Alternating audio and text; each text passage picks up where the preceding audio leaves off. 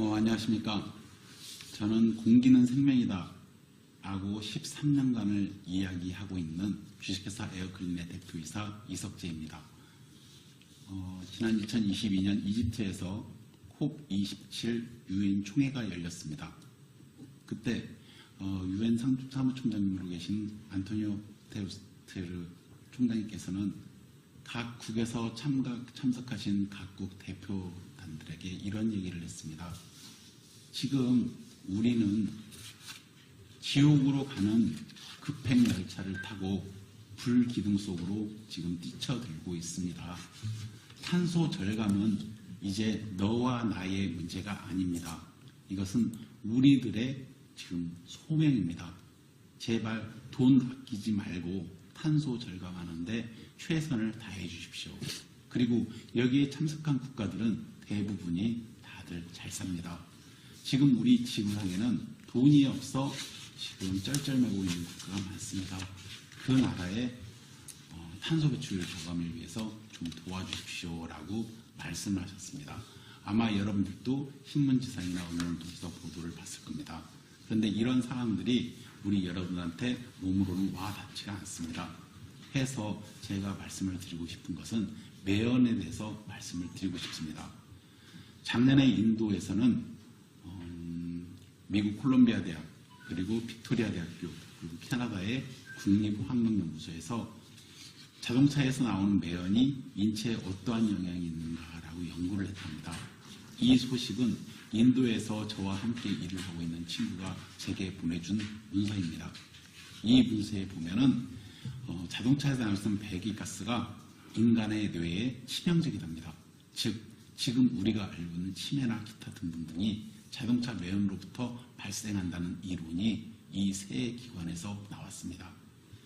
지금 인도는 여러분들도 아시겠지만 이 지구상에서 가장 오염된 도시 중에 하나가 뉴델리와 뭄바이입니다. 지금 이 글을 보내주고 있는 데가 뭄바이입니다. 자동차 매연에 대해서 우리 대한민국도 과거부터 DPF라는 장치를 만들어서 지금 경유차를 사용하는 모든 운전자에게 의무적으로 달게 해주고 있습니다. 그 DPF란 디젤 파티클레이트 필터라고 쉽게 설명을 드리면 담배 꽁초에 들어가는 꽁초라고 생각하시면 됩니다.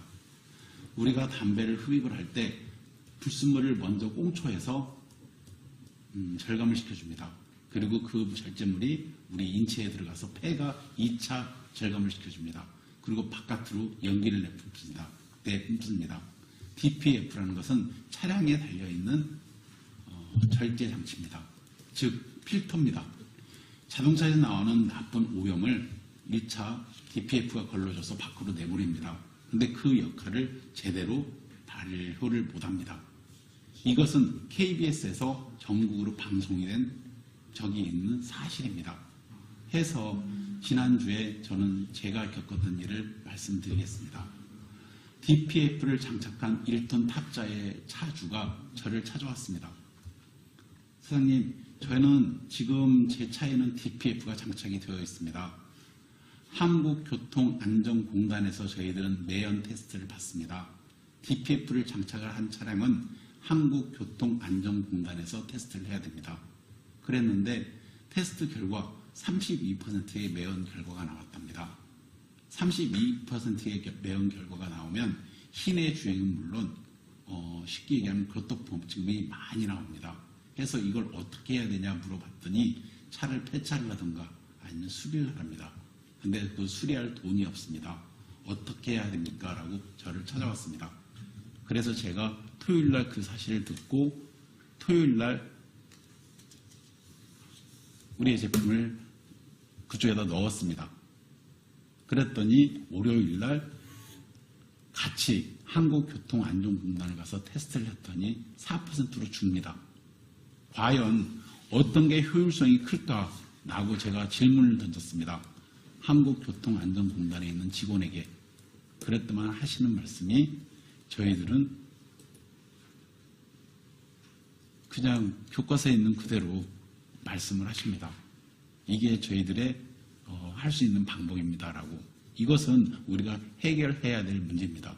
지금 매연 같은 경우에는 탄소가 우리가 직접적으로 줄일 수 있는 방법이 여러 가지가 있습니다.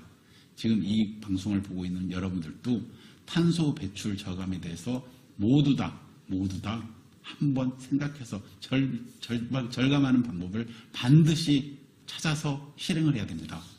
이상입니다.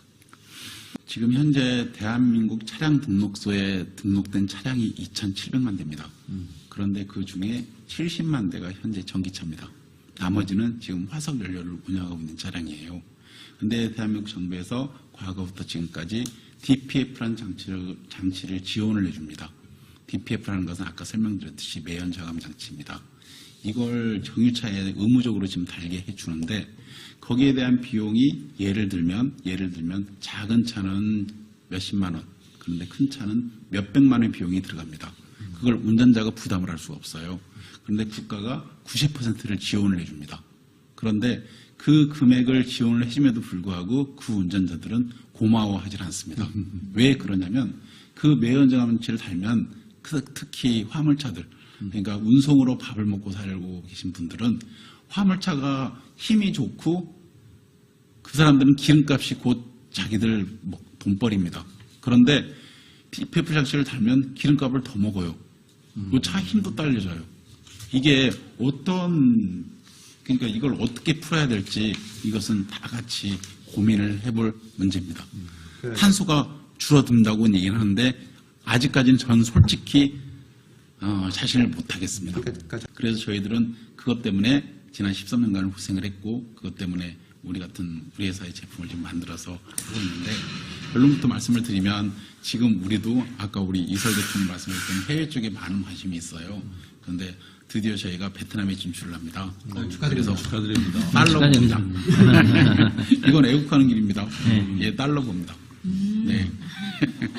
저희는 대한민국이 그다지 이런 나라가 주의할 만한 나라에서 어떻게 뭐 할까 싶었는데 외국에 특히 동남아 이런 저쪽 중동 쪽 가면 대한민국에 대한 인기가 굉장히 좋습니다. 네.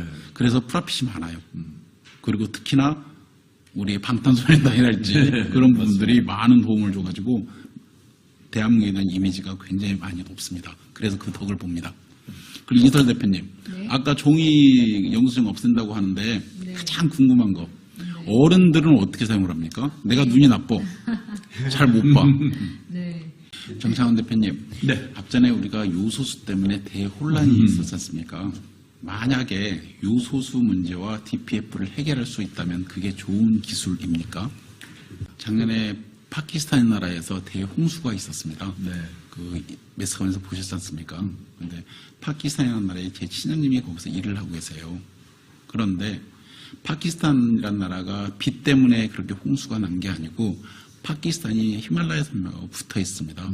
거기에 있는 만년설이 녹아서 말도 안 되는 그런 대적을 참사를 당했어요.